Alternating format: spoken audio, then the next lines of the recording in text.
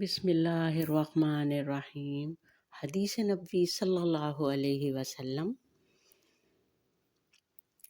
سمعت عبداللہ ابن مسعود رضی اللہ تعالیٰ عنہ حدثنا رسول اللہ صلی اللہ علیہ وسلم وهو صادق المصدوق إن خلق أحدكم يجمع في بطن أمه 40 يوما و40 ليلة ثم يكون علقة مثله ثم يكون مضغة مثله ثم يبعث إليه الملك فيؤذن بأربع كلمات فيكتب رزقه وأجله وعمله وشقي أم سعيد ثم ينفخ فيه الروح فإن أحدكم ليعمل بعمل أهل الجنة حتى لا يكون بينها وبينه إلا ذراع فيسبق عليه الكتاب فيعمل بعمل أهل النار فيدخل النار وإن أحدكم ليعمل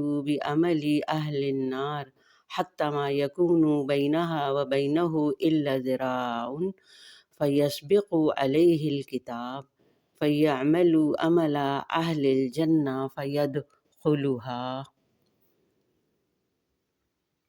Now translation in English. Narrated Abdullah bin Masud, Allah's Messenger sallallahu alaihi wasallam, the true and truly inspired, narrated to us, the creation of every one of you starts with the process of collecting the material for his body within 40 days and 40 nights in the womb of his mother. Then he becomes a clot of thick blood for a similar period 40 days, and then he becomes like a piece of flesh for a similar period. Then an angel is sent to him by Allah, and the angel is allowed to write 4 things: his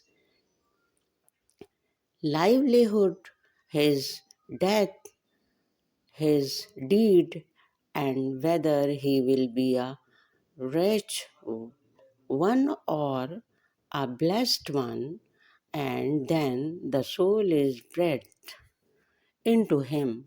So one of may do good deeds, characteristics of the people of paradise, so much that there is nothing except a cubit between him and paradise. But then what has been written for him decides his behavior, and he starts doing deal characteristics of the people of hell, means fire, and ultimately enters hell. And one of you may do evil deeds characteristic of the people of hell, so much so that there is nothing except a cubit between him and hell. Then what has been written for him decides his behavior, deeds characteristic of the people of paradise, and enters paradise. You can see Hadith number 430, volume 4. And now its Urdu translation.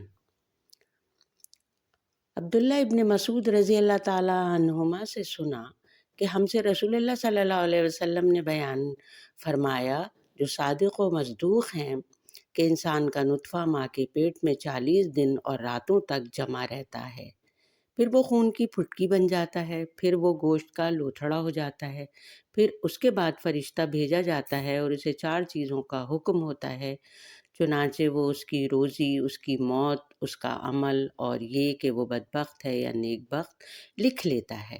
پھر اس میں روح پھونکتا ہے اور تم میں سے ایک شخص جنت والوں کے سے عمل کرتا ہے، جب اس کے اور جنت کے درمیان صرف 1 ہاتھ کا فرق رہ جاتا ہے تو اس کی تقدیر غالب آتی ہے اور وہ دوزخ والوں کے عمل کرنے لگتا ہے اور دوزخ میں داخل ہوتا ہے۔